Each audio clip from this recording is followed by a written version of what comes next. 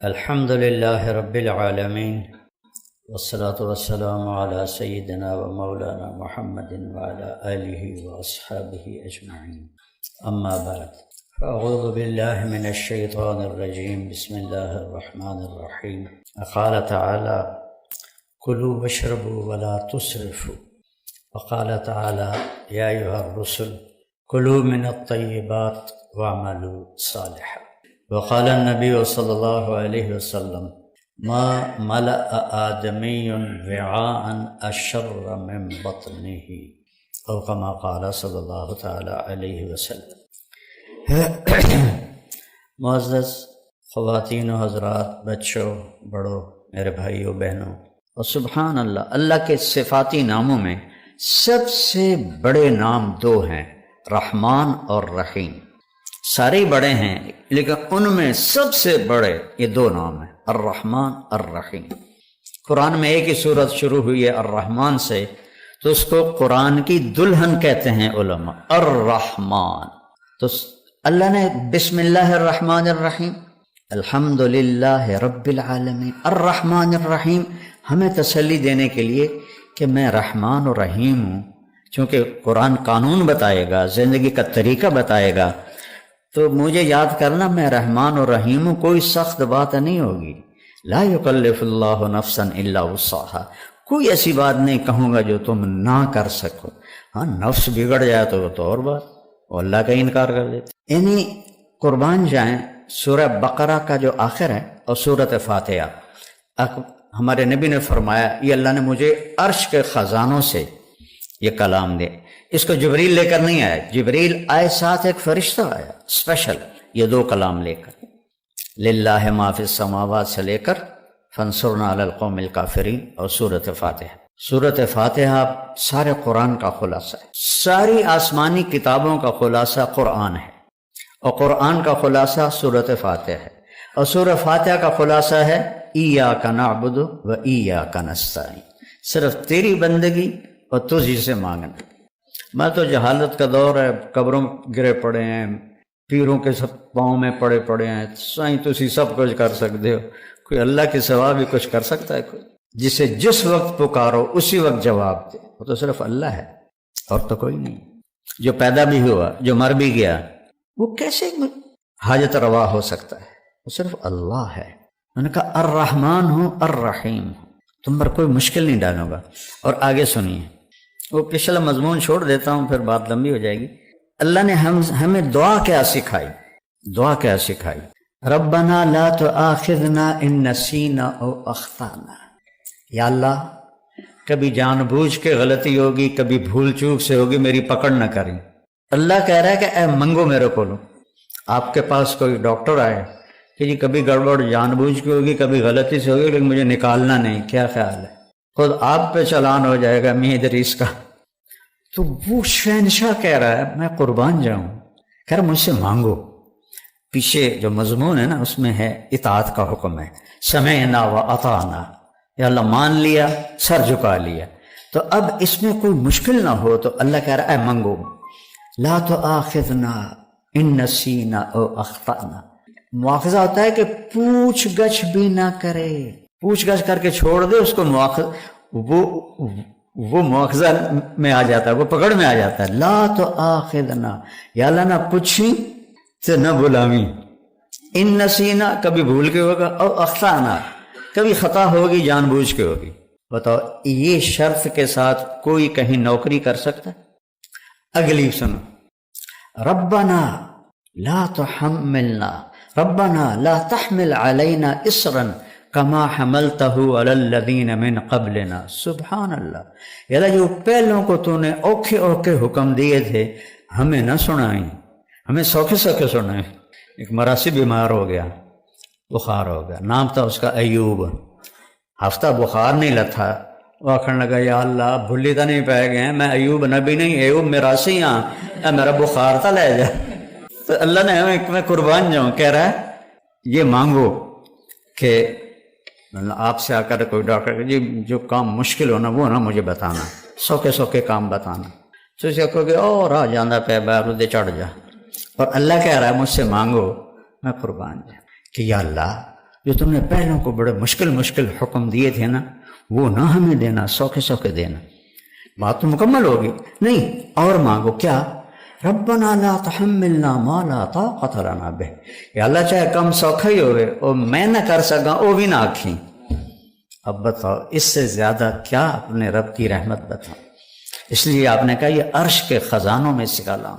اور اس کے بعد اتنی چھوٹ لے کر پھر تو اس کو ڈیلی ویجز پہ بھی کوئی نہیں رکھتا، پر چلو آپ ڈیلی ویجز پہ رکھ لیں، لیکن آگے جب تنخواہ کا معاملہ ہے تو اللہ کہتا مانگو، صلہ مانگو، تنخواہ مانگو۔ واعف عنا واغفر لنا وارحمنا انت مولانا فانصرنا علی القوم الکافرین۔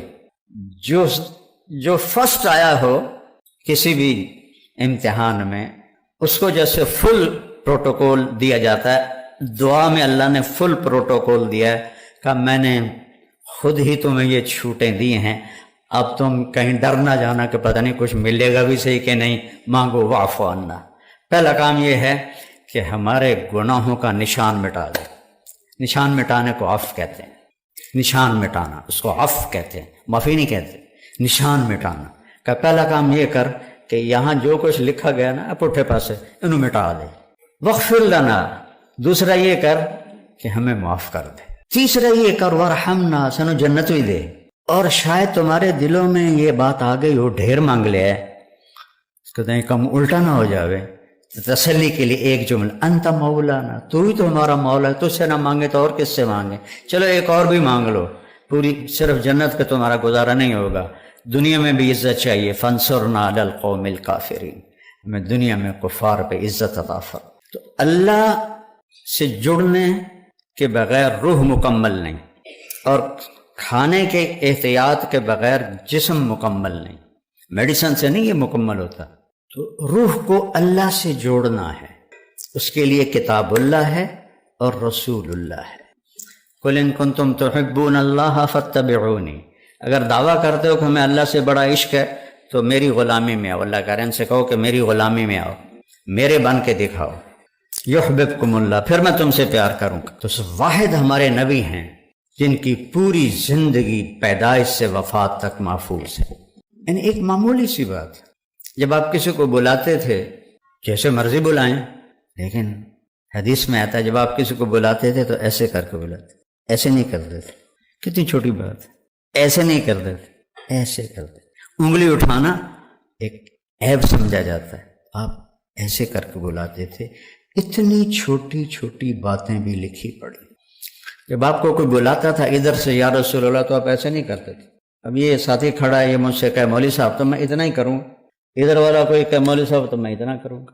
اور جب میرے نبی کو کوئی بلاتا تھا یا رسول اللہ تو آپ ایسے کرتے تھے، پورا سینہ دیتے تھے، گردن نہیں۔ ادھر سے کوئی بلاتا یا رسول اللہ تو آپ ایسے کرتے تھے۔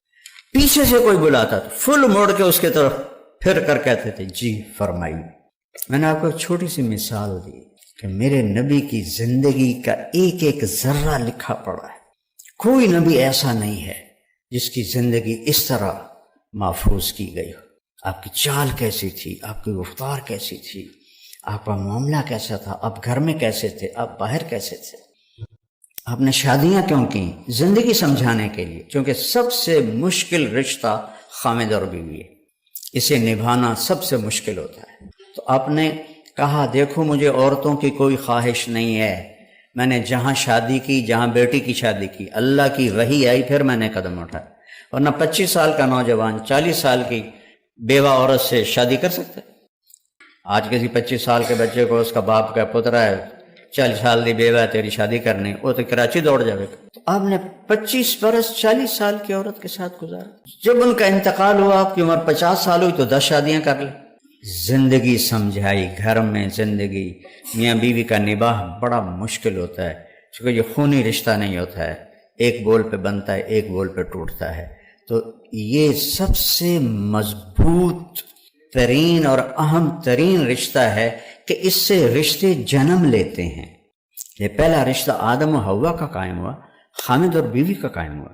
اللہ نال 3-4 پتر بھی بنا کے دے دینا، وہ کڑی مشکل ہے، کون فیکون ہی کرنا ہے۔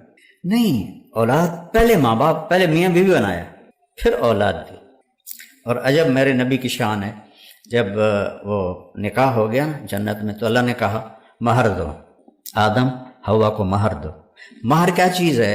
یہ کسی کی بیٹی کی قیمت نہیں ہے، چاہے جھونپڑی والا ہو چاہے محل والا ہو، یہ ایک علامت ہے کہ جب تک یہ نکاح باقی ہے یہ لڑکا اس لڑکی کے خرچ کا ذمہ دار ہوگا، کمانا اس کے ذمہ نہیں ہوگا، کمانا اس لڑکے کے ذمہ ہوگا۔ یہ مہر اس لیے ہے۔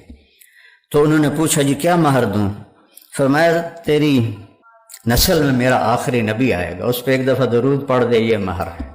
کم از کم دن میں 300 دفعہ تو چلتے پہ صلی اللہ علیہ وسلم ہی پڑھ لو تو یہ کثرت سے درود والا بن جائے گا۔ جو 300 دفعہ پڑھے کثرت سے درود والا ہے، اور جو کثرت سے درود پڑھتے ہیں اس کی تو کوئی حد نہیں، لیکن 300 سے وہ کثیر میں آ جاتا ہے، جیسے 33 نمبر سے پاس ہونے والوں میں آ جاتا ہے۔ آپ نے کہا میں ان کی شفاعت کروں گا قیامت کے دن۔ اپنے نبی کو پڑھو، ان کی زندگی پڑھیں۔ کسی بھی علم سے انسان نہیں بنتا سوائے علم نبوت اور در رسالت پر سر جھکانے کے بغیر انسان نہیں بنتا ہے۔ ایک دفعہ ایک بدو آیا، کہنے لگا محمد آپ کبھی بدتمیزی کا جواب بدتمیزی سے نہیں دیتے۔ آپ نے کہا لبیک، ورنہ آپ کہتے ہو میں نبیوں کو منہ سنبھال کے بات کر، لبیک۔ کہا تیری 3 باتیں بڑی عجیب ہیں، سمجھ نہیں آتی۔ آپ نے کہا کیا؟ کہا تو کہتا ہے ہم پیو دادے کا دین چھوڑ کے تیرا دین قبول کر لیں گے۔ کیوں؟ ہم کیوں چھوڑیں گے؟ اچھا اور؟ تو کہتا ہے روم بھی فتح ہو جائے گا، ایران بھی فتح ہو جائے گا، اے جڑے بیٹھے ہوں اے فتح کرن گے، کپڑے ہی پورے نہیں، جوتی کوئی نہیں، روٹی کوئی نہیں، انہیں فتح کرنا ہے، یعنی سپر پاور ایران اور روم۔ ہم کہا اچھا اور؟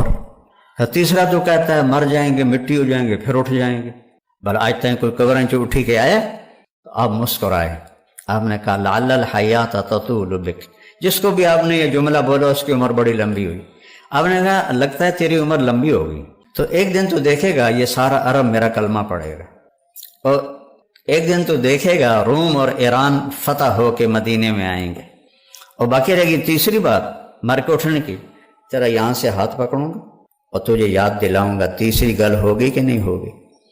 وہ کہنے لگا میں نہیں مانتا، واپس چلا گیا۔ تو جب فتح مکہ ہوا سارا عرب کلمہ پڑ گیا، کہنے لگا بھائی ایک گل تو ہو گئی، حضرت عمر کے زمانے میں روم بھی فتح ہو گیا، ایران بھی فتح ہو گیا، کہنے لگا بھلیا لوکا دوئی بھی ہوگی کہ جائیں تری نہ ہو جائے چل جا کے کلمہ پڑھ۔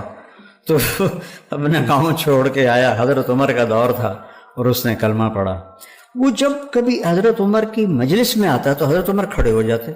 وہ 22 لاکھ مربع میل کا حکمران اور عمر جس کو دیکھ کے شیطان بھی راستہ بدل لیتا ہے، تو سارے لوگ بڑے حیران ہوتے ہیں، معمولی جہا بندہ ہے یہ دیواس سے امیر المومنین کھلو جانے کی چکر ہے۔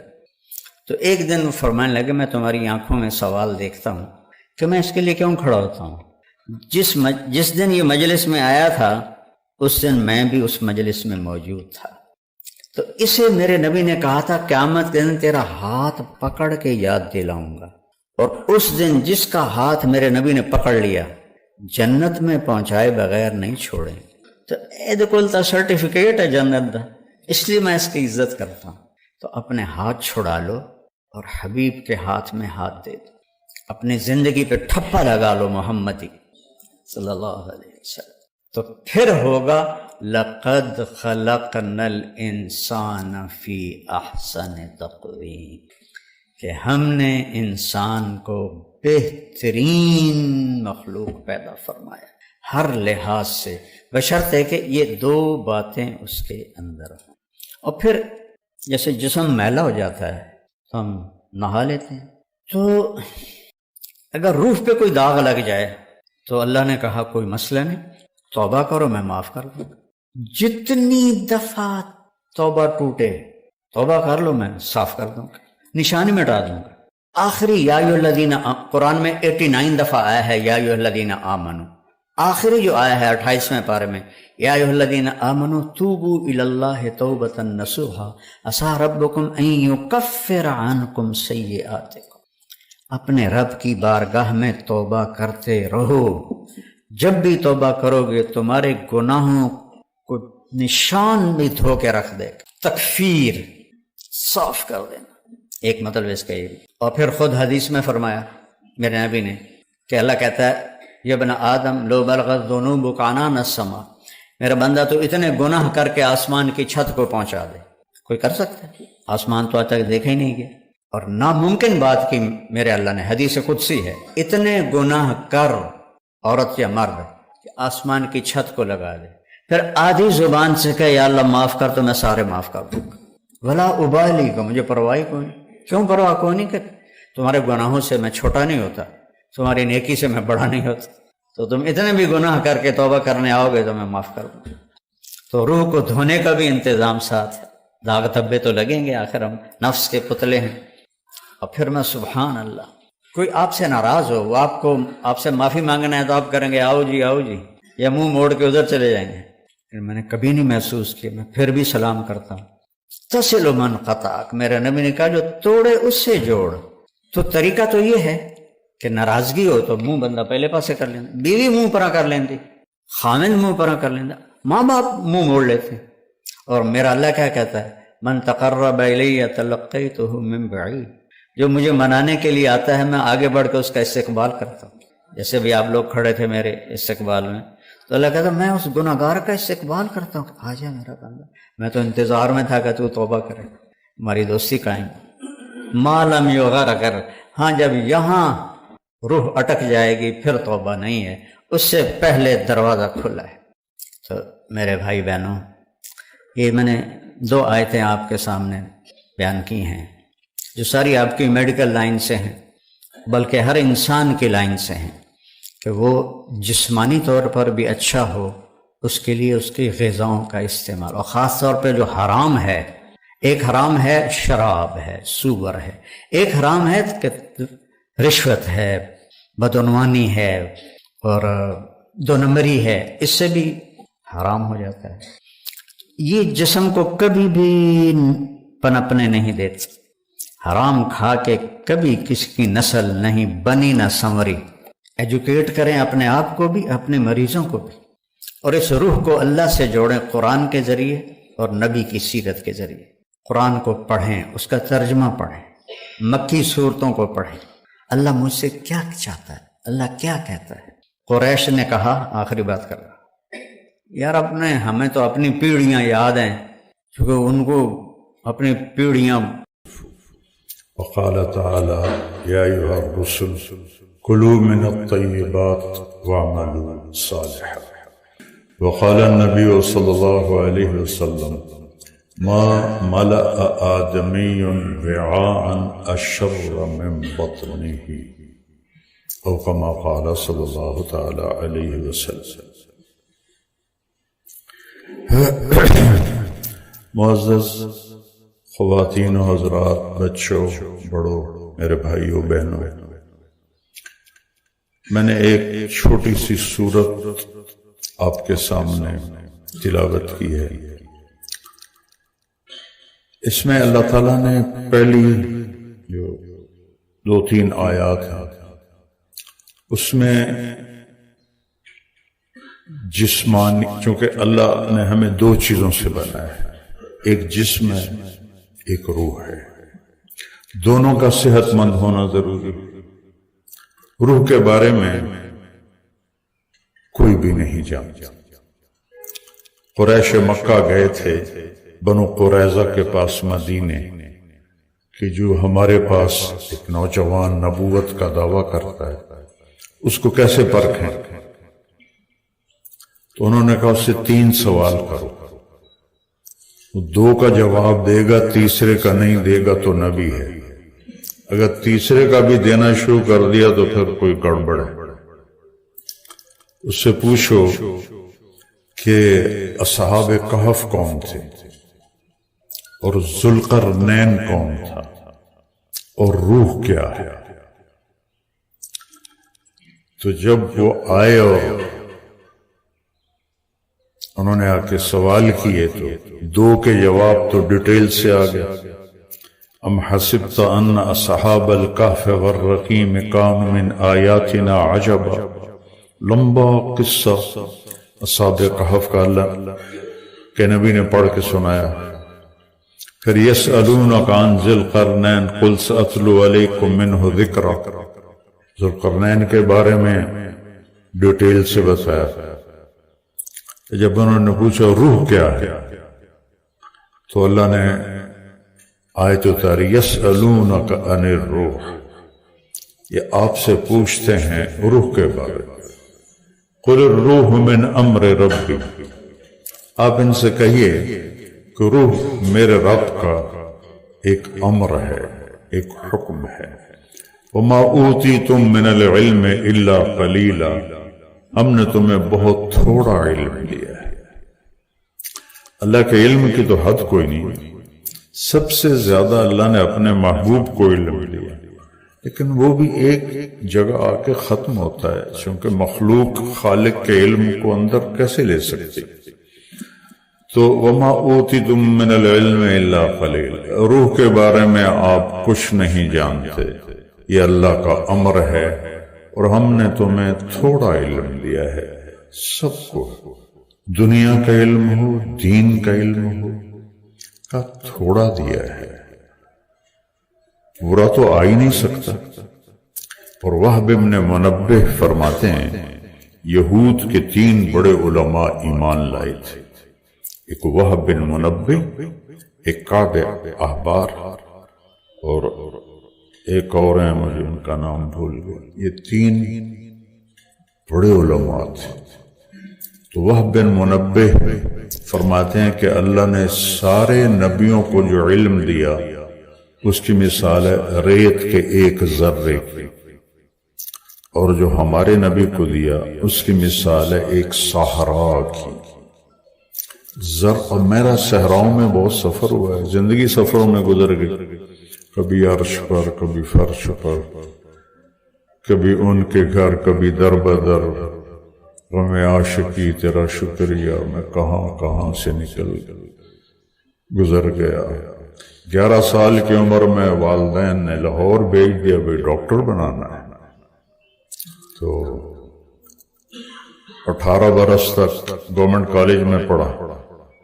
وہاں سے ایک دوست اللہ اس کی قبر کو ٹھنڈا کرے زبردستی پکڑ کے لے گیا. اس کی طفیل آج آپ کے سامنے کھڑا ہوں. میں ڈاکٹر ہوتا تو مجھے بلاتے آپ. تو ڈاکٹر میرا بھائی چھوٹا ڈاکٹر ہے، تو وہ مجھے کہنے لگا یار مجھے تیرے فیوچر کا بڑا فکر ہے. میں کہا میرا فکر نہ کر، اچھا تو مولوی ہیں دال روٹی بھی کھا لی سائیں، تو اپنا فکر کر، اپنے سٹیٹس کا فکر کر. تو وہ جب وہ فارغ ہوا تو ڈاکٹروں کا ایک سیلاب، اب تو سیلاب سے طوفان ہے، سونامی ہے، ایک سیٹ پہ کتنے ہزاروں درخواستیں آئی ہوتی. تو ادھر نکلنے لگا یار پہلے میں نے تیرا فکر آئی، ہوں اپنا لگ گیا کہ میرا کی بڑھنا. تو وہ کہتا ہم پہلے بڑے فخر سے کہتے تھے ہمارا بھائی گورنمنٹ کالج لاہور پڑھتا ہے، اب ہم کیسے کہیں کہ وہ مدرسہ ریمنڈ میں پھوڑیوں پہ بیٹھا ہے. تو صحرا اور ذرہ پھر بھی کہیں نہ کہیں جا کے کوئی ریشو بن جائے گی، لیکن ہمارے نبی کے علم اور ساری دنیا کے انسانوں کے علم میں کوئی ریشو نہیں، کسی یہ صرف انہوں نے سمجھانے کے لیے فرمایا. تو تیسری نشانی انہوں نے کہا تھا جواب نہیں دے گا، تو کہا ما اوتیتم من العلم الا قلیلا، تھوڑا ہی دیا گیا ہے. جب نطفہ ٹھہرتا ہے تو آپ لوگوں سے ہی سنا ہے کہ سب سے پہلے دل بنتا ہے، وہ دھڑکنا شروع کر دیتا ہے. پھر 3 اندھیروں میں اللہ تعالیٰ خلقا من بعد خلق فی ظلمات 3 اندھیروں میں اللہ تمہیں بتدریج بناتا ہے.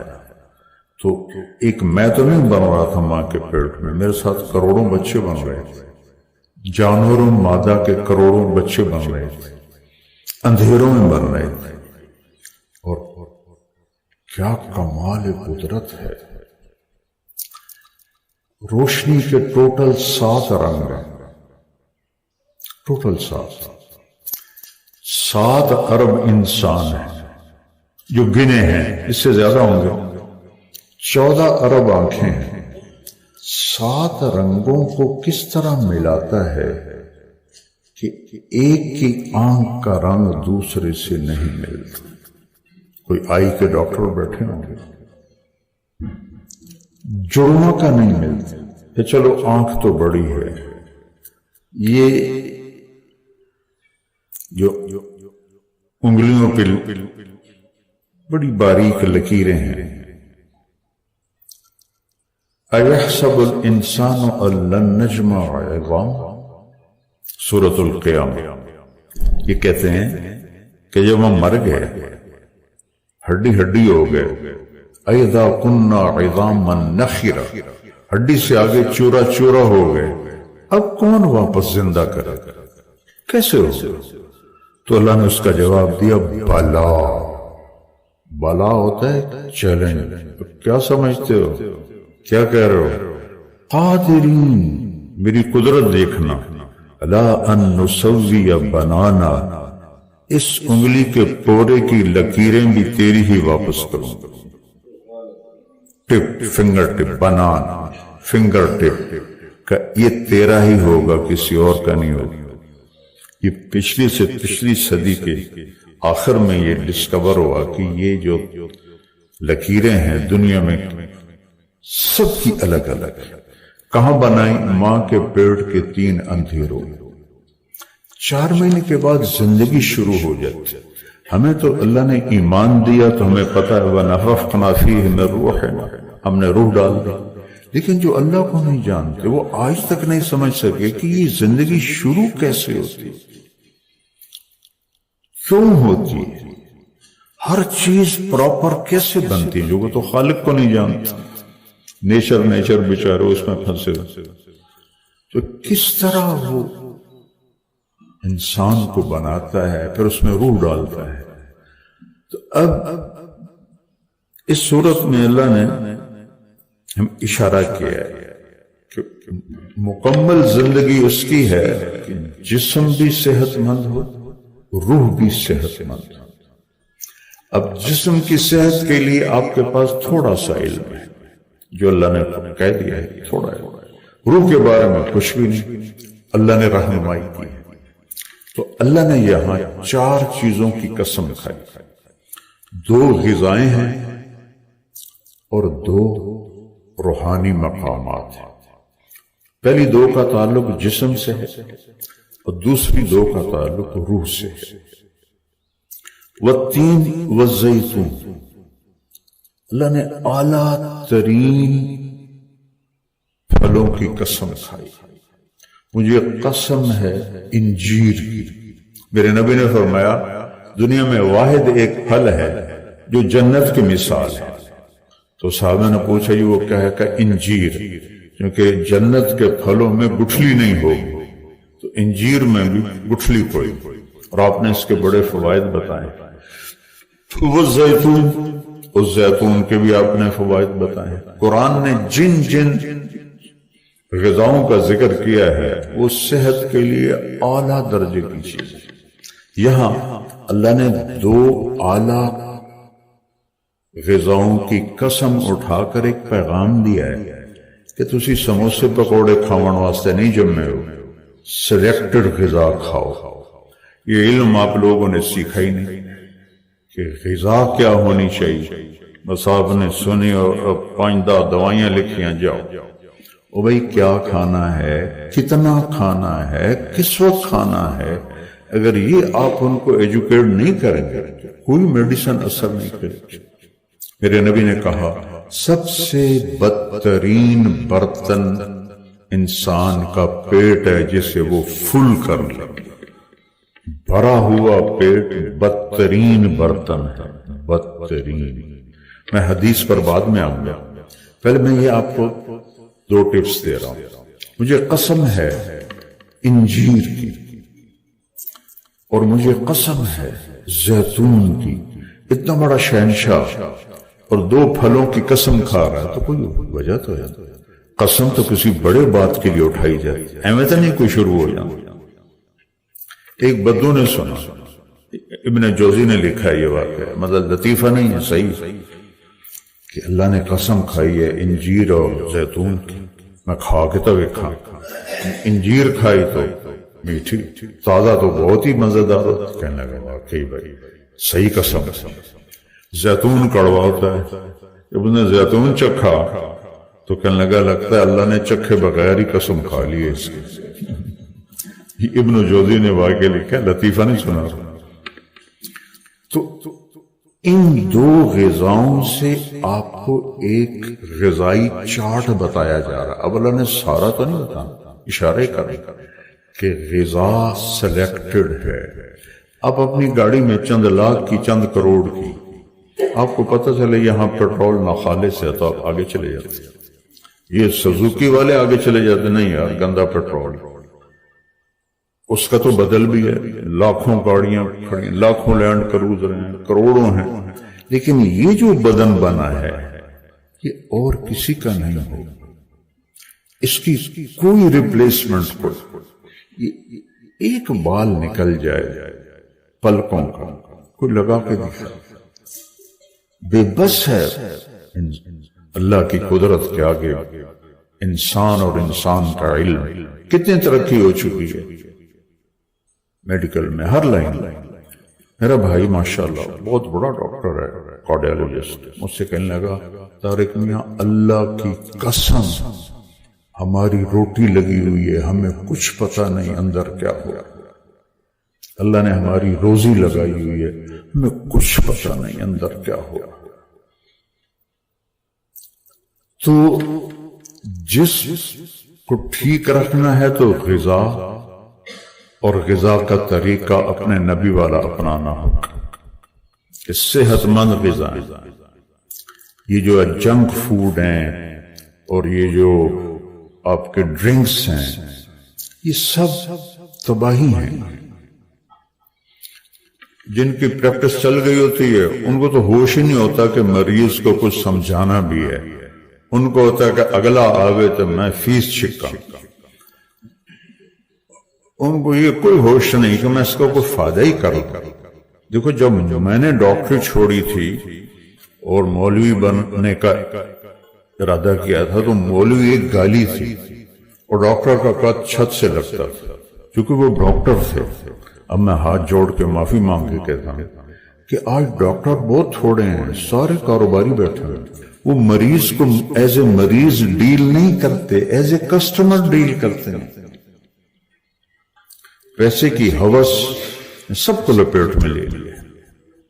طب تو علم دین کے بعد جو سب سے بڑا علم ہے وہ طب ہے کہ انسان کی ذات کی ہمدردی میں براہ راست سے علم اللہ نے اتارا ہے۔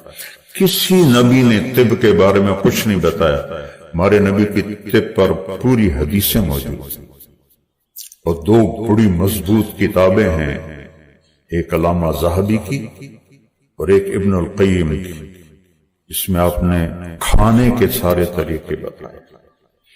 تو غذا الا بلا کھانا، اس کے بعد کوئی میڈیسن اثر نہیں کرے گی۔ غذا سلیکٹڈ ہو جو جسم کے لیے خالص ہو، فطری ہو، نیچرل ہو، جتنا اس کے آپ قریب جائیں گے۔ میرے دادا رحمت اللہ علیہ تندور کی روٹی رات کو رکھی جاتی تھی، صبح اس پر اتنا بڑا مکھن کا پیڑا رکھتے تھے اور لسی سے کھا لیتے اور پھر زمینوں پہ چلے جاتے، اور پھر رات کو دودھ روٹی، سالن کبھی چکھا ہی نہیں، بہت کم چکھا۔ ان کا ہوا اپینڈکس کا مسئلہ تو لاہور لے گئے ابا جی، کرنل امیر الدین رحمت اللہ علیہ ایک بہت بڑے مشہور سرجن تھے میو ہاسپٹل۔ جب ان کو لے گئے آپریشن تھیٹر اور انہوں نے ٹیکا نکالا نا بے ہوش کرنے، وہ کی کرنے لگے ہو بھائی تو نے بے ہوش کرنا ہے؟ کیوں؟ تھوڑا آپریشن کرنا ہے۔ کہ میں ہوش کدی نہیں کھڑایا، میں نہیں بے ہوش ہوندا۔ میں کہ آپریشن کیوں میں کریے؟ میں کہا تسی کر لو، میں پہ ہویا، میں ہلنا نہیں نا، میں نہیں ہلدا، تسی کرو۔ سارا آپریشن بغیر بے ہوشی کے کروایا۔ اور میرا بھی ہوا اپینڈکس، میری پورا ہفتہ حال نہیں ختم تو کرنل امیر الدین نے 100 روپیہ نکالا، یہ 50-51 کی بات، 100 روپیہ نکالا اور میرے دادے کو دی، کہنے لگا اے توڑا گفٹ، انہاں کہ اے چھوری جنیاں کھلوتی ہیں نا نرسیں، انہاں نو دے دے، میرے کو ود ہوئے پہلے بھی، انہاں نو دے دے۔ یہ ان کی غذا تھی۔ تو خود بھی آپ اپنے لیے غذا کا انتخاب کرنا سیکھیں۔ ہر شب میں ڈاکٹروں کو دیکھتا ہوں افطاری کے وقت کوئی پتہ تو نہیں لگتا کہ کوئی بدو کھلوتا ہے یا ڈاکٹر کھلوتا ہے، ایک کو جا کھان دے۔ ایک وقت میں کئی غذائیں جمع کر دینا پیٹ میں، یہ بھی کوئی عقل مندی؟ آپ ایک وقت میں ایک مضمون پڑھتے ہیں، اگر 2 کتابیں سامنے رکھ لیں تو دماغ نہ اسے پکڑے گا نہ اسے پکڑے گا۔ تو اب معدے میں 10 غذائیں ڈال دیں تو معدہ کس کو پکڑے گا کس کو چھوڑے؟ پہلے تو آپ سیکھو کہ کیا کھانا ہے اور مریضوں کو بتانا ہے، صرف نسخہ پکڑا کے نہیں دے دینا، نہیں تو ایسے ہی تمہارے فیسیں بھرتے رہیں گے اور بیماری اپنی جگہ پر باقی رہے گی۔ دوسرا اس کے ساتھ حدیث کو جوڑوں کہ آپ نے فرمایا کہ بدترین برتن وہ پیٹ ہے جسے بھر لیا جائے۔ آپ نے کھانے کا طریقہ بتایا، کفا بالمر لقیمات یقمن بہ صلبہ، آدمی کو کمر سیدھی رکھنے کے لیے چند لقمے ہی کافی ہیں۔ 2 مہینے جو آپ صرف 2 کھجوریں کھا کے 60 دن گزارتے تھے، بھوک سے کوئی نہیں مرتا، رجے پیٹ نالی بندے مردیں تے بیمار بھی ہوں گے۔ یہ جب تک بیکریاں قائم ہیں تمہاری کلینک چلتے رہیں گے۔ یہ سب آرٹیفیشل غذائیں ہیں۔ آپ سارے صبح کیا بریڈ کھا کے ناشتہ کر کے آتے، میں نے 2 سلائس کھائے، وہ کتنی کھنڈ بھری ہوئی کدی ویکھے؟ ہم سادہ توے کی روٹی کھا کے اور بریڈ کھا کے آتے ہیں۔ پہلے تو میں آپ کو سمجھوں۔ اس کے بعد میرے نبی نے فرمایا اگر کوئی کہتا ہے جی نہیں میرا چند لقموں سے گزارا نہیں ہوتا، تو پھر فَأَمَّا إِذَا أَبَى، اگر وہ کہتا ہے نہیں یا رسول اللہ یہ چند لقموں سے گزارا نہیں ہوتا، فَثُلُثٌ لِلطَّعَامِ، 1/3 معدے میں کھانا ڈالو، وَثُلُثٌ لِلْمَاءِ، اور 1/3 پانی ڈالو، وَثُلُثٌ لِلنَّفَسِ، اور 1/3 خالی رکھو، بیمار نہیں ہوگی۔ تو تقدیر آ جائے تو الگ چیز ہے، بیماری نہیں آئی، کھانے کی وجہ سے بیماری نہیں آئی۔ اس میں کوئی کمی بیشی بھی غذا میں ہو جائے تو اگر یہ 3 حصے ہیں تو معدہ برداشت کر لے۔ میرا ایک دوست ہے بڑا اچھا ڈائٹیشن ہے دبئی میں، انڈین ہے، ڈاکٹر افتخار۔ میں نے کہا یار مجھے بھی کوئی ڈائٹ چارٹ بنا دو، تو اس نے سارا مجھے لکھ کر دیا، کہا کھانے کے بعد پانی نہیں پینا۔ میں نے کہا پانی پینا تو حدیث میں آتا ہے، یہ جو میں نے ابھی حدیث آپ کو سنائی۔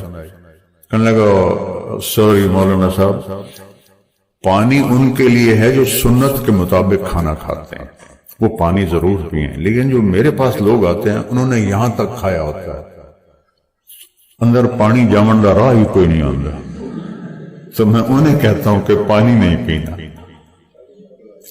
میں قربان جاؤں اپنے نبی پر، زندگی کا کوئی گوشہ خوشہ نہیں جو آپ نے بیان نہیں، ترکتکم علی محجۃ بیضاء، میں تمہیں کھلے روشن صاف سیدھے راستے پہ چھوڑ کے جا رہا ہوں، لیلھا کنہارھا، اس میں اندھیرا ہے ہی نہیں، روشنی روشنی ہے، رات بھی آتی ہے تو روشنی میں تبدیل ہو جاتی ہے۔ ایسے آپ ہمیں زندگی عطا فرما کر۔ تو بھوک رکھ کے کھانا. مقاپس نا مصر والا بادشاہ جس کو آپ نے دعوت دی تھی، اس نے آپ کو باندی بھی بھیجی تھی جن کا نام تھا ماریا رضی اللہ تعالیٰ عنہ، جن سے آپ کا بیٹا حضرت ابراہیم علیہ السلام پیدا ہوا آخری عمر.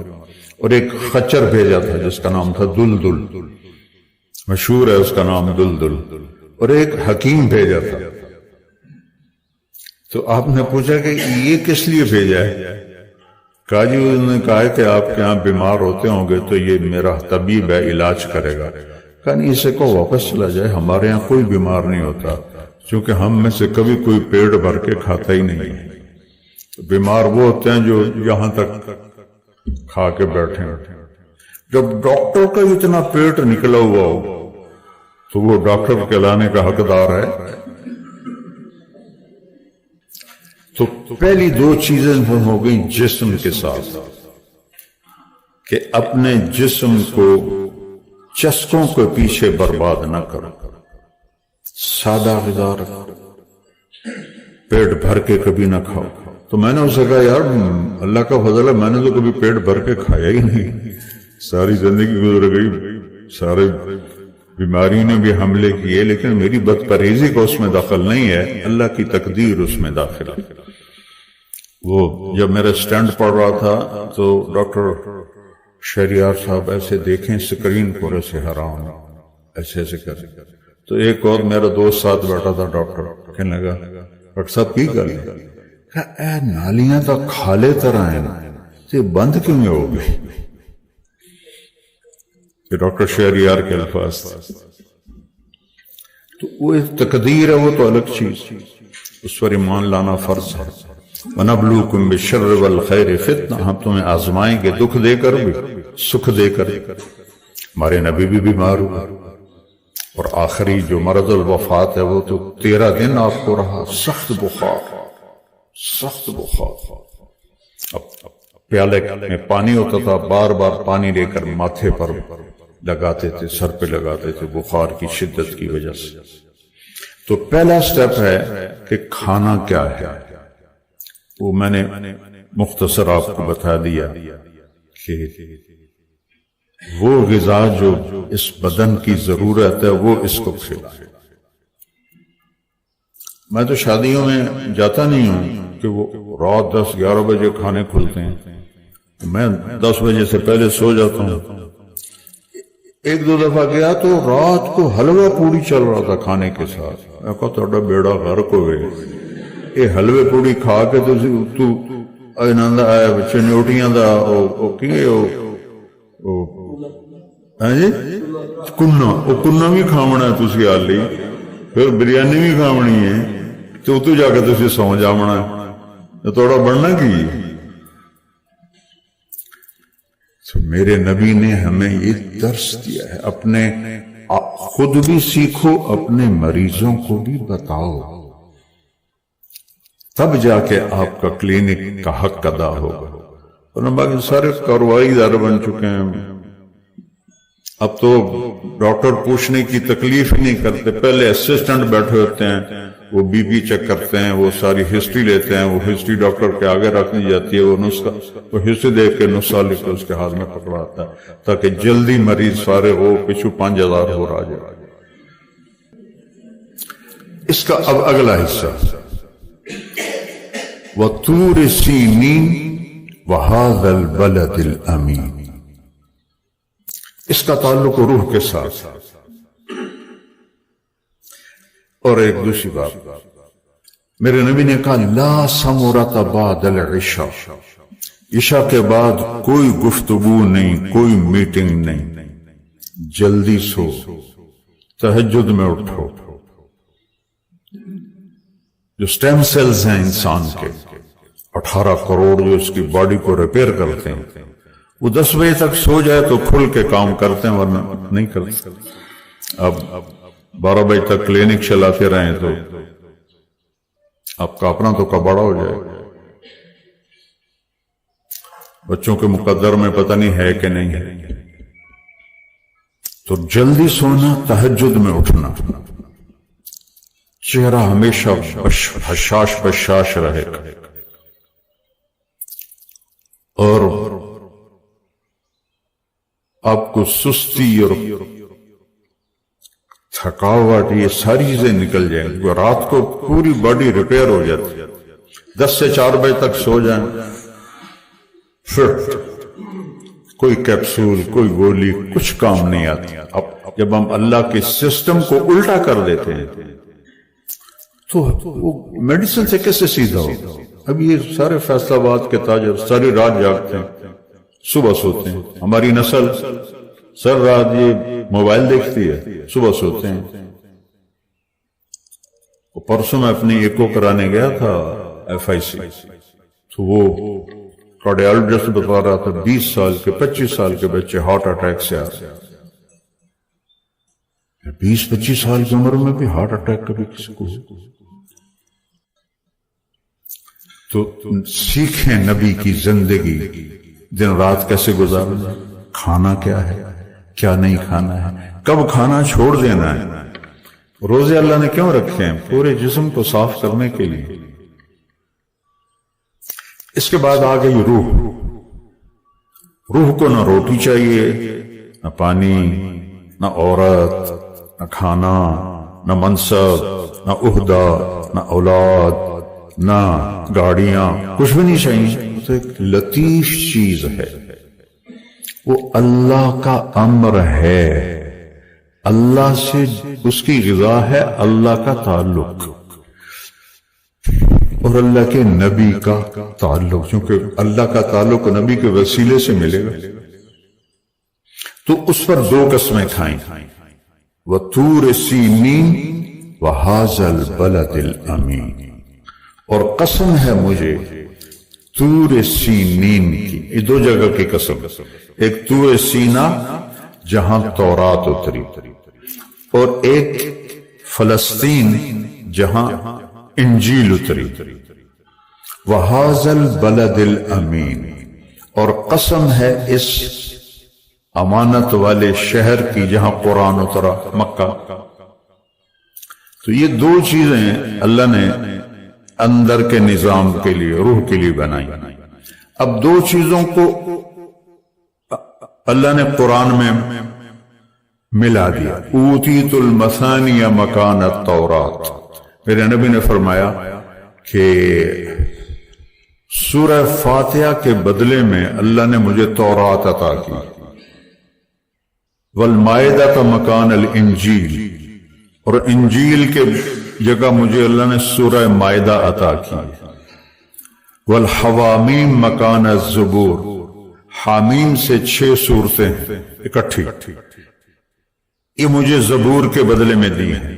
تو ساری آسمانی کتابیں 3 جگہ آ گئیں، سورہ فاتحہ، سورہ مائدہ اور حامیم۔ وَفُضِّلْتُ بِالْمُفَصَّلَاتِ، باقی قرآن سے مجھے اللہ نے عزت بخشی۔ تو روح کا جو تعلق ہے اس کو اللہ چاہیے۔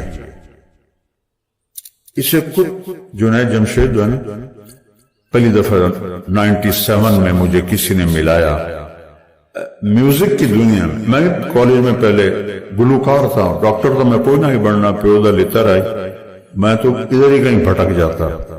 مجھے تو پرائمری سکول سے گانے کا شوق، 3ری جماعت سے میں نے گانا شروع کیا FSC تک، سینٹرل ماڈل سکول میں، گورنمنٹ کالج میں۔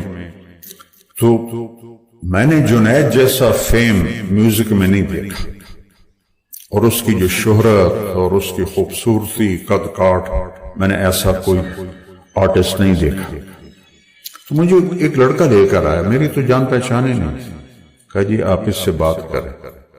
مجھے نہیں یاد میں نے کیا بات کی، اس نے میری بات کاٹ دی، کہنے لگا ایک بات پوچھنی آپ سے۔ میں نے کہا کیا؟ کہا ایک پاکستانی نوجوان جس گلیمر کو خوابوں میں دیکھتا ہے وہ مجھے فزیکلی حاصل، سمجھے آپ میری بات؟ پاکستانی نوجوان جس گلیمر کو خوابوں میں دیکھتا ہے مجھے فزیکلی حاصل۔ پھر یہاں اندھیرا ہے، یہاں اندھیرا ہے، یہ جگہ خالی ہے، مجھے لگتا ہے اس کی مثال کیا خوبصورت ہے. مجھے لگتا ہے میں وہ کشتی ہوں جس کے لیے کوئی ساحل نہیں. ایسا کیوں ہے؟ میں نے کہا تمہیں ایک مثال دیتا ہوں. تمہارے اس گھٹنے میں درد ہے، تم میڈیسن یہاں لگا رہے ہو، ٹھیک ہو جاؤ گے؟ کہنے لگا نہیں. میں نے کہا کیوں؟ اس لیے کہ جہاں درد ہے وہاں میڈیسن نہیں جا رہی، جہاں درد ہے نہیں وہاں تم ٹیوبیں لگا رہے. یہ جو اندھیرا ہے یہ تمہاری روح میں ہے، تم اسے میوزک میں، لڑکی میں، نشوں میں اور ڈانس میں ڈھونڈ رہے ہو، تو یہ چیزیں تو وہاں جاتی ہی نہیں. اندھیرا تو روح میں ہے نہ کہ تیری باڈی میں. اس کو اللہ چاہیے، اللہ کا رسول چاہیے. تو اللہ نے کیا خوبصورت، سبحان اللہ، سارا قرآن ہی خوبصورت ہے. کس طرح جسم اور روح کو اس نے ایسے اکٹھا کر کے آپ کے سامنے رکھا ہے. وَطُورِ سِینِین وَهَٰذَا الْبَلَدِ الْأَمِینِ. مکے میں قرآن اترا اور طور سینین دو جگہ ہیں جہاں زبور، انجیل اور تورات اتری. ان کو اللہ نے قرآن میں ڈال دیا. اب قرآن ساری آسمانی کتابوں کا مجموعہ ہے. اب آپ سارا سال قرآن کھول کے نہ دیکھیں تو آپ کو کیسے پتا چلے گا کہ اللہ کون ہے اور میں کون ہوں؟ اپنا آپ نہیں جانیں گے کہ میں کون ہوں. تو پھر یہ 97 کی بات، 2002 میں وہ 3 چلے کے لیے تبلیغ میں چلا گیا. تو مجھے اس کا فون آیا، مجھے نہیں پتا تھا کہ وہ نکل گیا 4 مہینے کے لیے. کہا جی مول صاحب میں اس وقت بالا کوٹ میں ہوں، ایک پرانی مسجد ہے کھنڈر جیسی، اور اس کا ٹوٹا ہوا فرش ہے اور ایک پھٹی ہوئی چٹائی ہے، میں اس پہ لیٹا ہوا ہوں، اور جو سکون میں 5 سٹار ہوٹلوں میں ڈھونڈتا تھا وہ مجھے یہاں مل رہا. مجھے لگتا ہے میں ہوا میں اڑ جاؤں. اس کے الفاظ، مجھے لگتا ہے میں ہوا میں اڑ جاؤں. پھر اللہ نے کیسی زندگی دی. اسی آواز کو اللہ نے نعت میں لگایا. پوری دنیا میں ایسا نعت خاں کوئی نہیں آیا، اردو میں تو کوئی نہیں آیا، اور شہادت کی موت ہوئی. تو روح کو اللہ چاہیے. اللہ کے لیے کتاب اللہ ہے اور رسول اللہ ہے. ان دو سے تعلق کے بغیر اللہ کو نہیں پہچان سکتے. آپ اناٹمی پڑھے بغیر ڈاکٹر بن سکتے ہیں؟ پہلا سٹیپ اناٹمی ہے. تو اندر کی دنیا آباد ہو جائے تب جا کے انسان کو سکون ملتا ہے. سب سے زیادہ پاورفل، طاقتور امریکہ ہے، تو وہاں سب سے زیادہ نشہ بکتا ہے. کیوں؟ ان کو تو نشہ نہیں کرنا چاہیے، ان کے پاس تو ہر چیز اویلیبل ہے، جو چاہیں وہ کریں، کوئی روکنے والا نہیں. پھر نشہ کیوں کرتے ہیں؟ یہ ہماری نوجوان نسل نشوں میں پڑ گئی ہے. کیوں پڑ گئی؟ کہ یہاں بربادی ہے. یہاں اس کے لیے کتاب اللہ ہے، رسول اللہ ہے، جو ہمیں اللہ کا پتہ بتاتا ہے. الحمدللہ رب العالمین. پہلا تعارف دیکھیں. اور سبحان اللہ، اللہ کے صفاتی ناموں میں سب سے بڑے نام 2 ہیں، رحمان اور رحیم. سارے بڑے ہیں لیکن ان میں سب سے بڑے یہ 2 نام ہیں، الرحمن الرحیم. قرآن میں ایک ہی سورت شروع ہوئی ہے الرحمن سے، تو اس کو قرآن کی دلہن کہتے ہیں علماء، الرحمن. تو اللہ نے بسم اللہ الرحمن الرحیم، الحمدللہ رب العالمین، الرحمن الرحیم، ہمیں تسلی دینے کے لیے کہ میں رحمان و رحیم ہوں. چونکہ قرآن قانون بتائے گا، زندگی کا طریقہ بتائے گا، تو مجھے یاد کرنا میں رحمان و رحیم ہوں. کوئی سخت بات نہیں ہوگی. لا یکلف اللہ نفسا الا وسعها. کوئی ایسی بات نہیں کہوں گا جو تم نہ کر سکو. ہاں نفس بگڑ جائے تو وہ تو اور بات، وہ اللہ کا انکار کر دیتے. یعنی قربان جائیں سورہ بقرہ کا جو آخر ہے اور سورۃ فاتحہ، ہمارے نبی نے فرمایا یہ اللہ نے مجھے عرش کے خزانوں سے یہ کلام دے. اس کو جبریل لے کر نہیں آیا، جبریل آئے ساتھ ایک فرشتہ آئے اسپیشل، یہ دو کلام لے کر. للہ ما فی السماوات سے لے کر فانصرنا علی القوم الکافرین اور سورۃ فاتحہ. سورۃ فاتحہ سارے قرآن کا خلاصہ ہے، ساری آسمانی کتابوں کا خلاصہ قرآن ہے، اور قرآن کا خلاصہ سورۃ فاتحہ ہے، اور سورۃ فاتحہ کا خلاصہ ہے ایاک نعبد و ایاک نستعین، صرف تیری بندگی اور تجھ سے مانگنا. میں تو جہالت کا دور ہے، قبروں گرے پڑے ہیں، پیروں کے سب پاؤں میں پڑے ہیں، سائیں تسی سب کچھ کر سکتے ہو، کوئی اللہ کے سوا بھی کچھ کر سکتا ہے؟ کوئی جسے جس وقت پکارو اسی وقت جواب دو، وہ تو صرف اللہ ہے اور تو کوئی نہیں. جو پیدا بھی ہوا، جو مر بھی گیا، وہ کیسے حاجت روا ہو سکتا ہے؟ وہ صرف اللہ ہے. انہوں نے کہا الرحمن ہوں الرحیم، تم پر کوئی مشکل نہیں ڈالوں گا. اور آگے سنیے، وہ پچھلا مضمون چھوڑ دیتا ہوں پھر بات لمبی ہو جائے گی. اللہ نے ہمیں دعا کیا سکھائی، دعا کیا سکھائی؟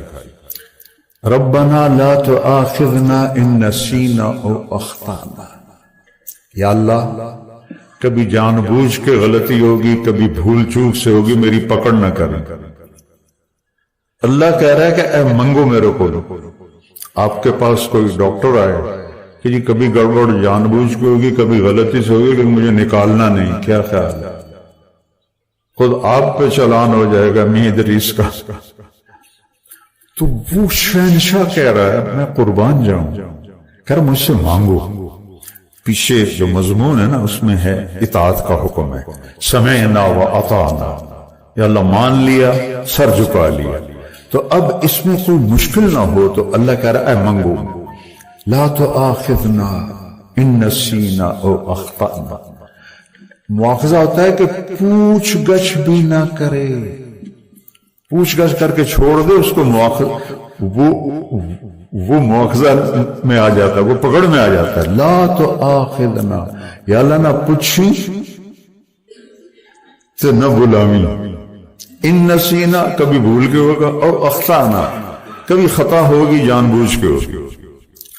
بتاؤ یہ شرط کے ساتھ کوئی کہیں نوکری کر سکتا؟ اگلی سنو، ربنا لا تحملنا، ربنا لا تحمل علينا اصرا كما حملته على الذين من قبلنا. سبحان اللہ.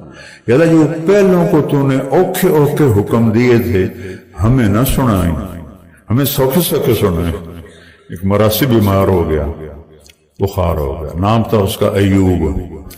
ہفتہ بخار نہیں لتھا، وہ آخر لگا یا اللہ بھولی تو نہیں پائے گئے، میں ایوب نبی نہیں، ایوب مراسی ہاں، میرا بخار تھا لے جا. تو اللہ نے ہمیں میں قربان جاؤں کہہ رہا ہے یہ مانگو کہ آپ سے آ کر کوئی ڈاکٹر جی جو کام مشکل ہونا وہ نہ مجھے بتانا، سوکے سوکے کام بتانا. تو اسے کہو گے اور آ جانا پہ بارودے چڑھ جا. اور اللہ کہہ رہا ہے مجھ سے مانگو، میں قربان جاؤں کہ یا اللہ جو تم نے پہلوں کو بڑے مشکل حکم دیے تھے نا وہ نہ ہمیں دینا، سوکھے سوکھے دینا. بات تو مکمل ہوگی نہیں، اور مانگو کیا؟ ربنا لا تحملنا ما لا طاقت لنا به. یا اللہ چاہے کم سوکھا ہی ہوئے اور میں نہ کر سکا وہ بھی نہ آکھیں. اب بتاؤ اس سے زیادہ کیا اپنے رب کی رحمت بتاؤ. اس لیے آپ نے کہا یہ عرش کے خزانوں میں سے نکالا. اور اس کے بعد اتنی چھوٹ لے کر پھر تو اس کو ڈیلی ویجز پہ بھی کوئی نہیں رکھتا، پر چلو آپ ڈیلی ویجز پہ رکھ لیں، لیکن آگے جب تنخواہ کا معاملہ ہے تو اللہ کہتا مانگو، صلہ مانگو، تنخواہ مانگو. واعف عنا واغفر لنا وارحمنا انت مولانا فانصرنا علی القوم الکافرین. جو فرسٹ آیا ہو کسی بھی امتحان میں اس کو جیسے فل پروٹوکول دیا جاتا ہے، دعا میں اللہ نے فل پروٹوکول دیا ہے کہ میں نے خود ہی تمہیں یہ چھوٹیں دی ہیں، اب تم کہیں ڈر نہ جانا کہ پتہ نہیں کچھ ملے گا بھی صحیح کہ نہیں، مانگو واعف عنا۔ پہلا کام یہ ہے کہ ہمارے گناہوں کا نشان مٹا دیں۔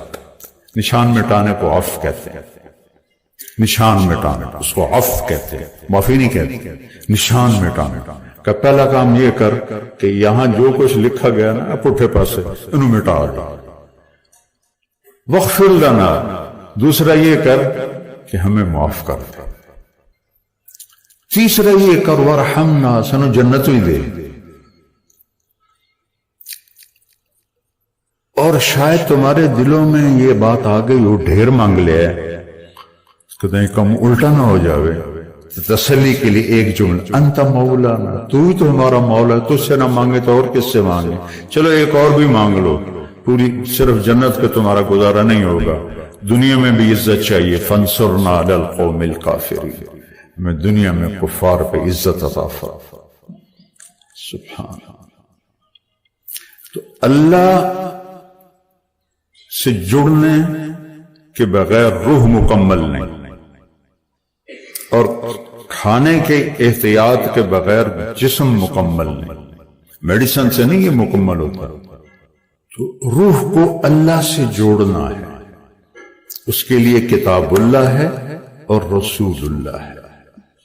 قُلْ إِن كُنتُمْ تُحِبُّونَ اللَّهَ فَاتَّبِعُونِي، اگر دعویٰ کرتے ہو کہ ہمیں اللہ سے بڑا عشق ہے تو میری غلامی میں آؤ۔ اللہ کہہ رہے ہیں ان سے کہو کہ میری غلامی میں آؤ، میرے بن کے دکھاؤ، یحببکم اللہ، پھر میں تم سے پیار کروں گا۔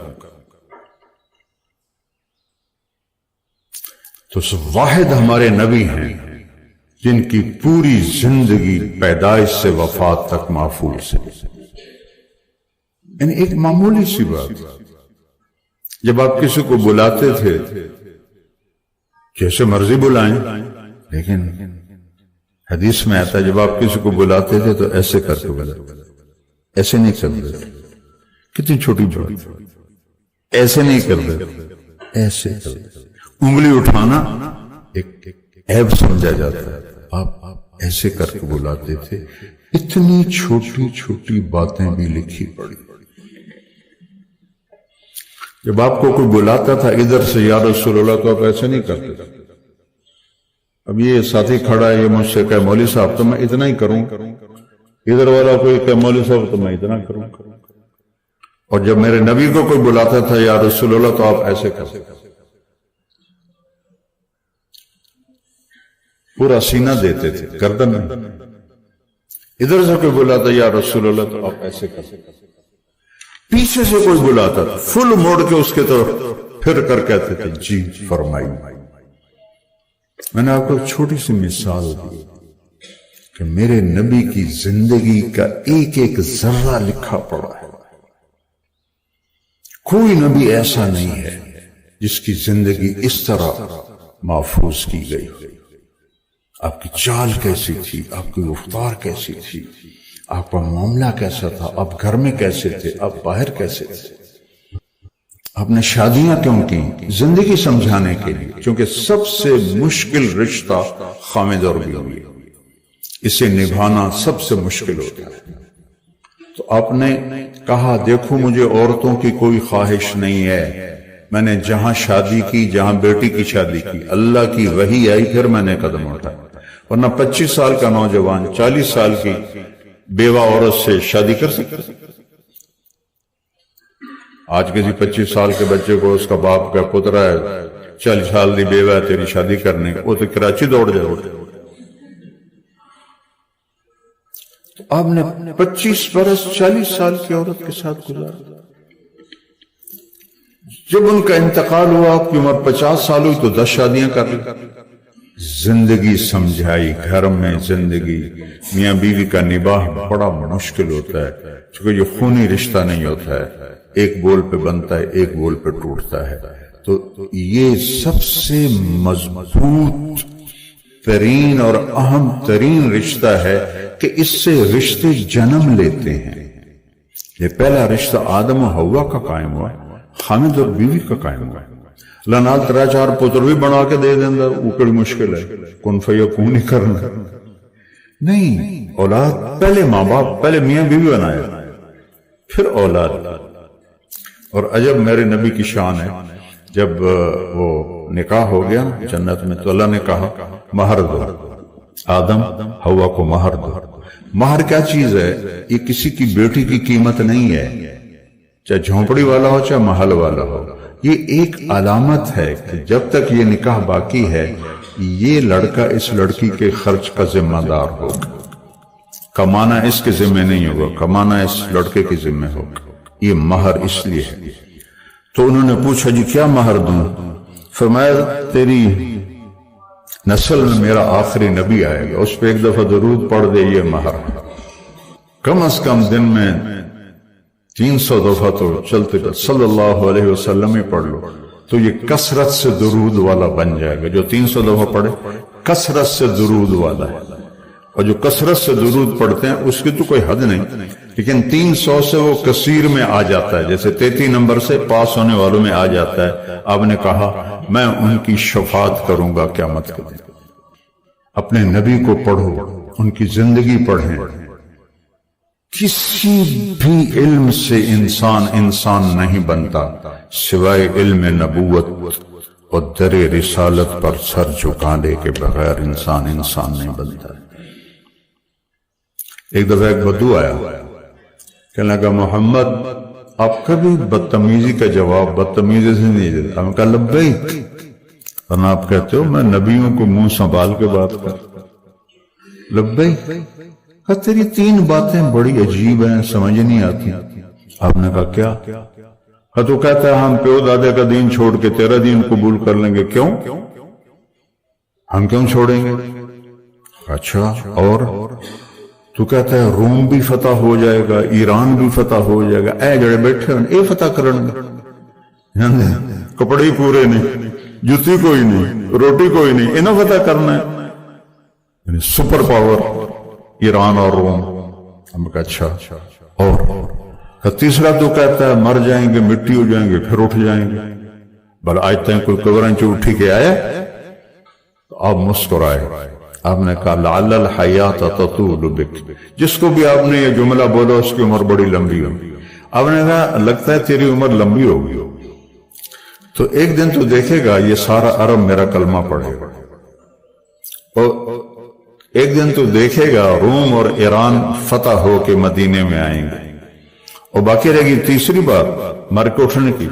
تیرا یہاں سے ہاتھ پکڑوں اور تجھے یاد دلاؤں گا تیسری گل ہوگی کہ نہیں ہوگی. وہ کہنے لگا میں نہیں مانتا، واپس چلا گیا. تو فتح مکہ ہوا، سارا عرب کلمہ پڑ گیا. کہنے لگا ایک گل تو ہو گئی. حضرت عمر کے زمانے میں روم بھی فتح ہو گیا، ایران بھی فتح ہو گیا. کہنے لگا بھلیا لوکا دوئی بھی ہوگی کہ جائیں 3 نہ ہو جائے چل جا کے کلمہ پڑھ. تو اپنے گاؤں چھوڑ کے آیا. حضرت عمر کا دور تھا اور اس نے کلمہ پڑھا. وہ جب کبھی حضرت عمر کی مجلس میں آتا تو حضرت عمر کھڑے ہو جاتے. وہ 22 لاکھ مربع میل کا حکمران اور عمر جس کو دیکھ کے شیطان بھی راستہ بدل لیتا ہے. تو سارے لوگ بڑے حیران ہوتے ہیں، معمولی جہاں بندہ ہے یہ واسطے امیر المومنین کھلو جاندے کی چکر. تو ایک دن وہ فرمانے لگے میں تمہاری آنکھوں میں سوال دیکھتا ہوں کہ میں اس کے لیے کیوں کھڑا ہوتا ہوں. جس دن یہ مجلس میں آیا تھا اس دن میں بھی اس مجلس میں موجود تھا. تو اسے میرے نبی نے کہا تھا قیامت کے دن تیرا ہاتھ پکڑ کے یاد دلاؤں گا، اور اس دن جس کا ہاتھ میرے نبی نے پکڑ لیا جنت میں پہنچائے بغیر نہیں چھوڑے. تو ایدکل سرٹیفکیٹ ہے جنت دا، اس لیے میں اس کی عزت کرتا ہوں. تو اپنے ہاتھ چھڑا لو اور حبیب کے ہاتھ میں ہاتھ دے دو. اپنی زندگی پہ ٹھپا لگا لو محمدی صلی اللہ علیہ وسلم. تو پھر ہوگا لقد خلقنا الانسان فی احسن تقویم. کہ ہم نے انسان کو بہترین مخلوق پیدا فرمایا ہر لحاظ سے، بشرطے کہ یہ دو باتیں اس کے اندر ہوں۔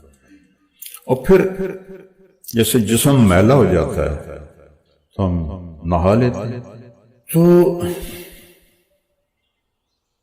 اگر روح پہ کوئی داغ لگ جائے تو اللہ نے کہا کوئی مسئلہ نہیں، توبہ کرو میں معاف کر دوں گا۔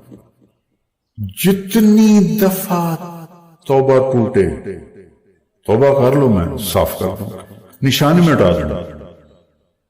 آخری یا ایھا الذین قرآن میں 89 دفعہ آیا ہے یا ایھا الذین آمنوا، آخری جو آیا ہے 28ویں پارے میں یا ایھا الذین آمنوا توبوا الی اللہ توبۃ نصوحا عسیٰ ربکم ان یکفر عنکم سیئاتکم، اپنے رب کی بارگاہ میں توبہ کرتے رہو، جب بھی توبہ کرو گے تمہارے گناہوں کو نشان بھی دھو کے رکھ دے، تکفیر صاف کر دے، ایک مطلب اس کا یہ۔ اور پھر خود حدیث میں فرمایا میرے نبی نے کہ اللہ کہتا ہے یا ابن آدم لو بلغت ذنوبک عنان السماء، میرا بندہ تو اتنے گناہ کر کے آسمان کی چھت کو پہنچا، کوئی کر سکتا؟ آسمان تو آج تک دیکھا ہی نہیں گیا، اور ناممکن بات کی میرے اللہ نے، حدیث قدسی ہے، اتنے گناہ کر عورت یا مرد آسمان کی چھت کو لگا لے، پھر آدھی زبان سے کہ یا اللہ معاف کر تو میں سارے معاف کر دوں گا، ولا ابالی کو مجھے پرواہ کوئی، کیوں پرواہ کوئی نہیں کرنی، تمہارے گناہوں سے میں چھوٹا نہیں ہوتا، تمہاری نیکی سے میں بڑا نہیں ہوتا، تو تم اتنے بھی گناہ کر کے توبہ کرنے آؤ گے تو میں معاف کر دوں گا۔ تو روح کو دھونے کا بھی انتظام ساتھ، داغ دھبے تو لگیں گے، آخر ہم نفس کے پتلے ہیں۔ اور پھر میں سبحان اللہ، کوئی آپ سے ناراض ہو، وہ آپ سے معافی مانگنا ہے تو آپ کریں گے آؤ جی آؤ جی، یا منہ موڑ کے ادھر چلے جائیں گے۔ میں نے کبھی نہیں محسوس کیا، میں پھر بھی سلام کرتا ہوں۔ تصل من قطعک، میرے نبی نے کہا جو توڑے اس سے جوڑ۔ تو طریقہ تو یہ ہے کہ ناراضگی ہو تو منہ بندہ پہلے پاسے کر لیتا، بیوی منہ پرا کر لیندی، خامن منہ پرا کر لیندہ، ماں باپ منہ موڑ لیتے۔ اور میرا اللہ کیا کہتا ہے من تقرب الی تلقیتہ من بعید، جو مجھے منانے کے لیے آتا ہے میں آگے بڑھ کے اس کا استقبال کرتا ہوں۔ جیسے بھی آپ لوگ کھڑے تھے میرے استقبال میں، تو اللہ کہتا میں اس گناہگار کا استقبال کرتا ہوں، آ جائے میرا بندہ، میں تو انتظار میں تھا کہ تو توبہ کرے، ہماری دوستی قائم۔ ما لم یغرغر، ہاں جب یہاں روح اٹک جائے گی پھر توبہ نہیں ہے، اس سے پہلے دروازہ کھلا ہے۔ تو میرے بھائی بہنوں، یہ میں نے 2 آیتیں آپ کے سامنے بیان کی ہیں جو ساری آپ کی میڈیکل لائن سے ہیں، بلکہ ہر انسان کی لائن سے ہیں، کہ وہ جسمانی طور پر بھی اچھا ہو، اس کے لیے اس کی غذاؤں کا استعمال، اور خاص طور پہ جو حرام ہے، ایک حرام ہے شراب ہے، سور ہے، ایک حرام ہے کہ رشوت ہے، بدعنوانی ہے، اور 2 نمبری ہے، اس سے بھی حرام ہو جاتا ہے۔ یہ جسم کو کبھی بھی پنپنے نہیں دیتے، حرام کھا کے کبھی کسی کی نسل نہیں بنی نہ سنوری۔ ایجوکیٹ کریں اپنے آپ کو بھی، اپنے مریضوں کو بھی، اور اس روح کو اللہ سے جوڑیں قرآن کے ذریعے اور نبی کی سیرت کے ذریعے۔ قرآن کو پڑھیں، اس کا ترجمہ پڑھیں، مکی صورتوں کو پڑھیں، اللہ مجھ سے کیا چاہتا ہے، اللہ کیا کہتا ہے۔ قریش نے کہا، آخری بات کر یار ہمیں تو اپنی پیڑیاں یاد ہیں، کیونکہ ان کو اپنی پیڑیاں، جیسے ہمارے یہاں مراسی ہوتے ہیں، ہمارے جو قدیم پنجاب کے ذمہ دار ہیں، ہمارے مراسی ہوتے ہیں جو ہماری پیڑیاں ہم سے بھی زیادہ جانتے ہیں، وہ ان کی تعریف کر کے انہوں نے قبراں بھی مٹ مٹا گئیاں، انہوں نے سرداریاں گاڑ کے ساڑھے کل پیسے بھی لے جاندے، دانے بھی لے جاندے، بیماری کا علاج بھی ہوتا ہے، بچیاں دیا شادیاں بھی ہوتی ہیں۔ اب عام طور پر تو ذمہ داروں نے یہ سلسلہ چھوڑ دیا ہے، میں نے باقی رکھا ہوا ہے، میں نے اپنے مراسیوں سے اب تک وفا کی ہوئی ہے، اور اللہ مجھے توفیق دیتا رہے۔ تو وہ پیڑیاں جو میرے نبی کا نسب نامہ آدم تک محفوظ ہے، وہ تو آپ کا معجزہ ہے، ورنہ تو عدنان کے آگے تو کسی کو کچھ پتہ نہیں۔ لیکن میں آپ کو برکت کے لیے سناتا ہوں۔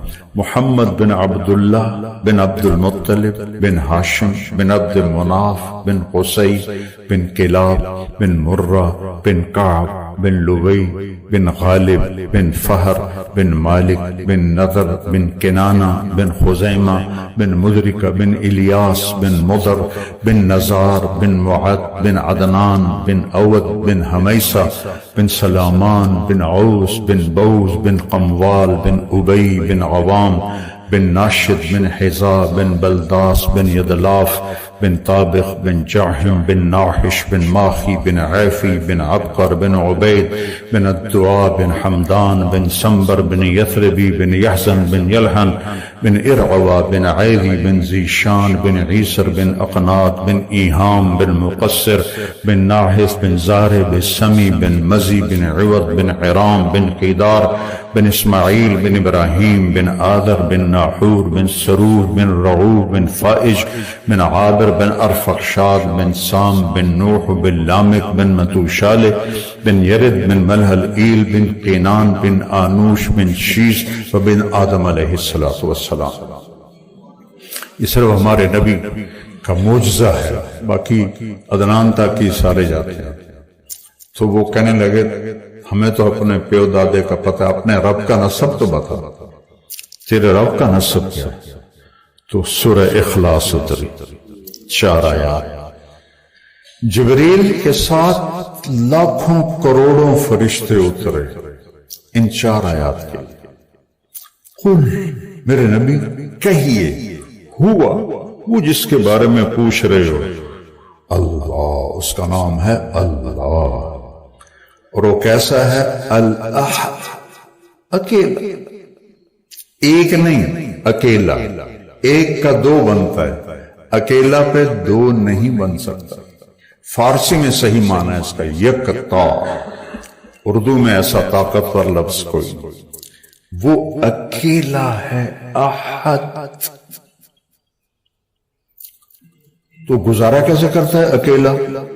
اللہ الصمد، وہ اللہ ہر چیز سے بے نیاز ہے، زمان و مکان سے جو بے نیاز ہو، اور کھانے پینے سے بے نیاز ہو، سونے جاگنے سے بے نیاز ہو، موت بیماری سے بے نیاز ہو، سبحان اللہ، اس کا نام ہے اللہ۔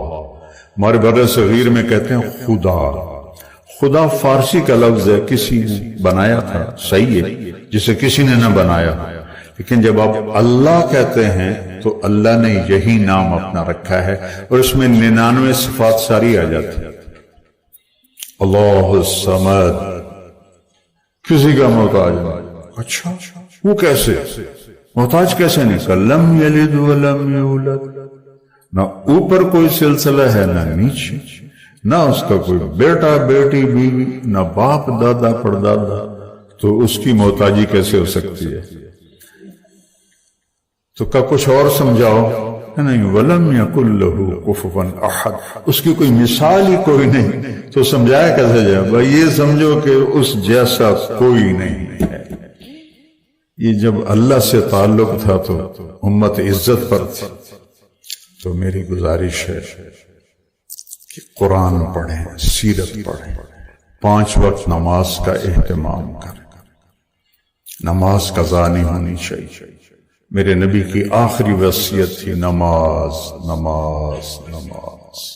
یہ کہتے کہتے آپ اللہ کے پاس چلے گئے، اور مریضوں کے ساتھ ہمدرد بنے، ان کو کمائی کا ذریعہ نہ بنائیں۔ رزق حلال ہے، آپ مشورہ دیتے ہیں، فیس لیتے ہیں، لیکن لالچ میں نہ پڑیں۔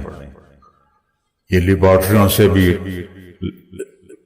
آپ کے سلسلے جڑے ہوتے ہیں، بے اتنے % ساڑھا تھے، اتنے % توڑا، اور یہ جو دوائیوں والے، انہوں نے ڈاکٹروں کو خریدا ہوتا ہے، یہ لیبارٹریوں والوں نے خریدا ہوتا ہے، تو ڈاکٹر تو نہ رہے گا، نہ بکاؤ مال ہو گیا۔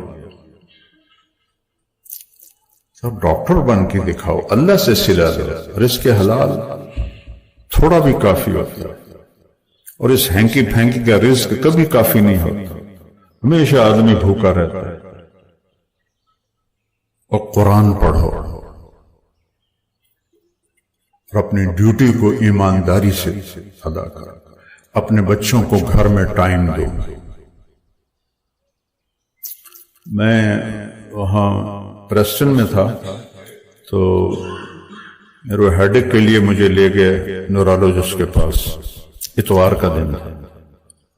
میں نے کہا تو اتوار ہے، کہ یہ چھٹی نہیں کرتے، تو 2 ڈاکٹر تھے پاکستانی، تو وہ مریض اٹینڈ کر رہے تھے، مجھے بھی اٹینڈ کیا، میڈیسن لکھی۔ میں نے کہا آپ سے ایک بات پوچھنی ہے، 5 دن تو آپ جاب کرتے ہیں، 2 دن آپ کے جو فارغ ہوتے ہیں یہ آپ کلینک کرتے ہیں، تو بچوں بیوی کو کب ٹائم دیتے ہیں؟ کہا وہ تو کوئی نہیں۔ میں نے کہا پھر آپ نے اصل سودا تو ضائع کر دیا، اگر آپ نے بچوں کو ٹائم نہ دیا تو یہ تو بے دین نہیں ہوں گے، اسلام چھوڑ جائیں گے۔ تو یہ آپ کا ظلم ہے اپنی اولاد پر کہ آپ اپنے بچوں کو ٹائم نہیں دے رہے۔ اب سب سے قیمتی سرمایہ تو اولاد ہے۔ میرے نبی سے بڑا کوئی ذمہ دار، بڑی سب سے بڑی نبوت، سارے عالم کا بوجھ سر پہ، روزانہ حسن حسین کے لیے ٹائم نکالتے تھے علیہم السلام، میری جنت کے پھول، میری آنکھوں کی ٹھنڈک، میرے دل کا سکون، ان سے کھیل رہے ہوتے تھے۔ امام حسن کو سامنے بٹھایا ہوا تھا، 2 جہان کی سرداری کعبہ قوسین، ایسے زبان باہر نکالتے تو وہ ایسے پکڑتے، تو جب وہ جھپٹا مارتے تو آپ منہ بند کر لیتے، پھر آپ ہنسنے لگتے، پھر آپ زبان ایسے نکالتے، وہ پھر جھپٹا مارتے، آپ پھر منہ بند کر لیتے۔ یہ کھیل حسن سے ہو رہا۔ ایک دفعہ کبھی اب صرف چادر اوڑھ لیتے تھے، اوپر بھی چادر نیچے بھی چادر، جب حسن علیہ السلام پیٹ پر بیٹھے تو انہوں نے پیشاب شروع کر دیا، آپ ہلے نہیں، سارا پیشاب ان کا پیٹ پہ برداشت۔ مجھے نہیں یاد، میرے 5 بچے، ایک تو اللہ نے لے لی، کہ کسی کو پیشاب مجھے محسوس ہوا ہو میں اس کو لے کے کھڑا رہوں، فوراً میں نے یہ منجی تے سٹے یا نوکر نہ دیتا، اور میرے نبی نے سارا پیشاب حسن کا اپنے پیٹ پہ برداشت کیا۔ جب فارغ ہو گئے پیشاب سے تو ان کو ایک طرف کے اور آگے پانی سے اپنے بدن کو دھو لیا۔ اپنے بچوں کو، بیویوں کو ٹائم دیا ہے، حسن سلوک کیا ہے، اظہار محبت کیا ہے۔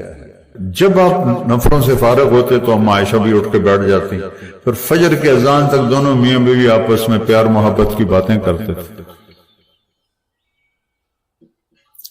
تو اس موبائل نے تو زندگی برباد کر دی۔ اولاد میں، میاں بیوی میں، ماں باپ میں جو ایک آئی کانٹیکٹ ہے وہ ختم ہو گیا۔ آئی کانٹیکٹ نہ ہو تو بلوٹوتھ آن نہیں ہوتا، بلوٹوتھ آن نہ ہو تو ڈیٹا شفٹ نہیں ہوتا۔ یہی فیصل آباد کی بات ہے، ہمارے پوتیاں پڑھتی ہیں کسی اسکول میں، مجھے تو اسکول کا بھی نہیں پتا، تو وہ ان کی ٹیچر ایک پیپر دیکھ رہی تھی اور پیپر دیکھتے دیکھتے رونے لگی، تو اس سے خامن نے پوچھا کیوں رو رہی ہے، تو اس نے پیپر آگے کر دیا، تو اس پہ لکھا ہوا تھا کہ آپ کیا بننا چاہتے ہیں، ایک سوال تھا، چھوٹے بچے نرسری، تو اس نے لکھا تھا I want to be a smart phone۔ تو وہ کہنے لگا اس کا خامن تو اس میں رونے کی کیا بات ہے کہ یہ تیرا میرا بیٹا ہے، اس نے لکھا ہے، اور آگے اس نے ڈیٹیل دی ہے کہ مجھے اتنی توجہ نہیں دیتے میرے ماں باپ جتنی اپنے فون کو دیتے۔ یہ مائیں بیٹھی ہیں، باپ بیٹھے ہیں، یہ ضرورت کی چیز ہے۔ میرا سیانو پتر ڈھے آنا چوم چوم کے مار چھڑے، یہ ضرورت کی چیز ہے، اس کو استعمال کرو، لیکن گھر جا کے اس خبیث کو بند کر دو۔ جب بچے ہوں، میاں بیوی بیٹھے ہوں، ماں باپ بیٹھے ہوں، اس کا استعمال نہیں ہے، آپ کا تعلق کمزور ہو جائے گا، محبتیں کم ہو جائیں گی۔ ہمارے نبی اظہار محبت کرتے تھے بیویوں سے، ہمارے ہاں تو عیب سمجھا جاتا ہے، اور عرب میں تو بہت بڑا عیب تھا بیویوں سے اظہار محبت۔ لیکن آپ کہہ رہے ہیں عائشہ مجھے جب سے پتا چلا تو جنت میں میری بیوی ہے مجھے موت اچھی لگنے لگی، حالانکہ جو قاب قوسین ہو اور اللہ کو دیکھ چکا ہو اس کے لیے تو جنت بھی کوئی شے نہیں، لیکن اما عائشہ کی دلداری کے لیے مجھے تو موت ہی اچھی لگ رہی ہے جب سے مجھے پتا چلا تو جنت میں میری بیوی ہے۔ پوری ایک فل پیکج دے کر گیا زندگی کا۔ میں گھنٹے سوا گھنٹے میں آپ کو کیا کیا بتاؤں اور کیا کیا چھوڑوں۔ بہرحال اللہ مجھے بھی عمل کی توفیق دے، آپ کو بھی عمل کی توفیق دے، فرائض کا اہتمام کریں۔ اور ایک حدیث سناتا ہوں آخر، میرے نبی نے کہا 4 کام کر لو سارے رستہ سدھا ہے، 4 صرف 4 لائن کلیئر، سگنل آن، گاڑی موو کرے گی۔ صدق و حدیث ہے، ہمیشہ سچ بولنا، کبھی جھوٹ نہ بولنا، حفظ و امانت ہے، کبھی کسی کو دھوکہ نہ دینا، 2 نمبری نہ کرنا، دیانتداری سے کرنا، حسن و خلیقت ہے، اپنے اخلاق اچھے رکھنا، اس زبان سے کسی کو ڈسنا نہیں، اس سے محبت کا بول نکلے، زہریلا بول نہ نکلے، عفت فی طعمت، رزق حلال کمانا، حرام نہ کمانا۔ 4 کام کر لو ساری لائن صاف۔ 10 لاکھ حدیثوں کا خلاصہ ہے یہ حدیث، 4 باتیں، سچ بولو، جھوٹ نہیں، دیانتداری، فراڈ نہیں، اچھے اخلاق، بد اخلاقی نہیں، رزق حلال، حرام نہیں، تو دنیا بھی آپ کی جنت بھی آپ کی۔ اللہ مجھے بھی توفیق دے، اللہ آپ کو بھی توفیق دے۔ السلام علیکم۔